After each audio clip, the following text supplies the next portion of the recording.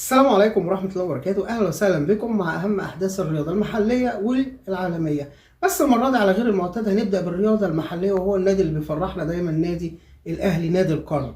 كأس العالم للأندية، التشكيل المتوقع لخط دفاع النادي الأهلي في كأس العالم للأندية احتمال بنسبة كبيرة أوي بنسبة 90% هيكون هو ده، خصوصا لأن رامي ربيعة احتمال كبير إنه نقول له هودعك وشكرا على خدماتك، لأنه هو اللي طلب كده.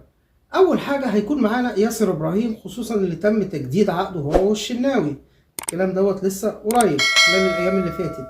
تاني حاجة هيكون معانا مصطفى العش. مصطفى العش إدارة النادي الأهلي شافت إن إحنا لازم نجدد له أو نشتريه، لأن الراجل ماشي كويس ويقدم أداء جيد الفترة اللي فاتت.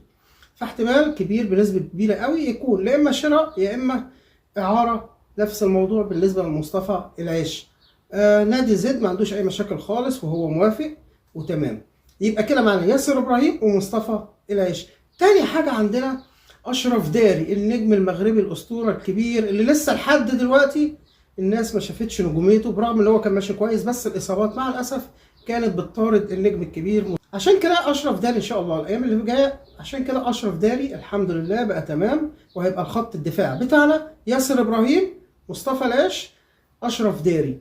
تاني حاجة الأهلي طلع 2 من الكوادر من قاعدة الناشئين بتوعه، قدموا أداء كويس جدا ورائع جدا، وهو أحمد عبدين وعبد الله بوستنجي. الاتنين خلاص بنسبة كبيرة أوي خلاص هم هيكونوا من ضمن تشكيل النادي الأهلي في كأس العالم للأندية، خصوصا أحمد عبدين.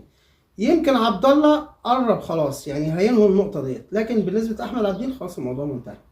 يبقى كده عندنا دي الخمسة اللي هيكونوا قاعدة الدفاع بالنسبة أو صخرة الدفاع بالنسبة للنادي الأهلي: ياسر إبراهيم، أشرف داري، مصطفى العش، أحمد عبدين، عبد الله بوستانجي.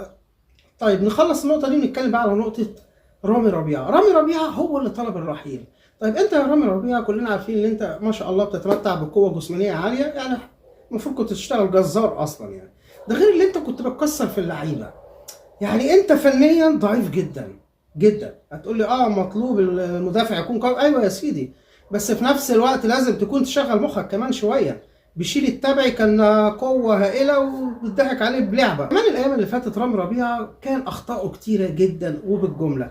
يمكن الامور بتساعد معاه شويه ان الشناوي مركز، الشناوي حلو، مصطفى شوبير حلو، الدفاع كويس معاه، النادي الاهلي ذات نفسه حلو، ما بيديش فرصه للخصم يهاجمه. بس انت ذات نفسك اما بتتهاجم بتخش بطريقه غلط على اللاعب. مش هنتكلم على اخطاء بعينها، بس بنقول اللي انت يا رامي ربيعه اصلا محتاج ان انت تطور من ادائك. فانت زي ما بنقول خليك يا عم متداري جنب اخواتك. يعني انت خليك متداري جنب اخواتك، مشي امورك شويه. لكن انت بالطريقه دي كده بتضر نفسك وبتضر النادي الاهلي اصلا. ده رامي ربيعه. خد عبره من الناس اللي قبلك. في ناس كتير قبلك زي عبد الله السعيد قال لك لا هتجددوا لي يا اما هرحل. قلنا له شكرا مع السلامه. النادي الاهلي يا جماعه قاعدته مفيش حاجه اسمها لوي دراع. النادي الاهلي مفيش حد بيلوي دراعه. ليه؟ هو مصنع نجوم، هو اللي بيعمل النجوم. ولو انت جاي نجم بيعلي ويخلي النجوميه بتاعتك في جو كده براق. ليه؟ هو ده النادي الاهلي، يخلي فيه بريق كده في نجوميتك. هو ده النادي الاهلي. عشان كده بص اللعيبه التانيه. رمضان صبحي فين؟ رمضان صبحي دلوقتي فين من ساعه ما مشي الاهلي؟ انت شايفه فين؟ احمد حسن الكبير من بعد ما مشي من النادي الاهلي انطفت الاضواء عنه خلاص. فين حسام حسن ذات نفسه اللي قعد 20 سنه في النادي الاهلي وعلى طول حاطط الاهلي في دماغه من ساعه ما مشي، ما مش باصص ان ده احتراف لا. فين الناس دي كلها؟ فين الحضري؟ مجرد ما انت بتمشي من النادي الاهلي انت الخسران. خليك زي وليد سليمان كده، اللاعب الحاوي الحريف اللي كان بيمضي على بياض. واللعيبه دي كلها بتتمنى تمضي للاهلي، مش تحط شروط كمان. يا كابتن رامي ربيعه قبل ما تحط شروط بص الاول انت واقف فين، في انهي مكان، في النادي الاهلي ولا في انديه تانية؟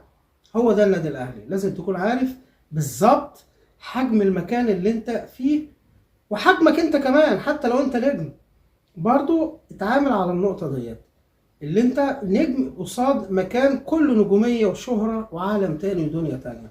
انت داخل مؤسسة رياضية ناجحة، يمكن هي الانجح واقوى مؤسسة اداريا وفنيا ناجحة في كل القارة اللي احنا فيها، سواء شمال افريقيا او القارة ذات نفسها. كل ده كله في النهاية بيصب لرقم واحد وهو النادي الاهلي.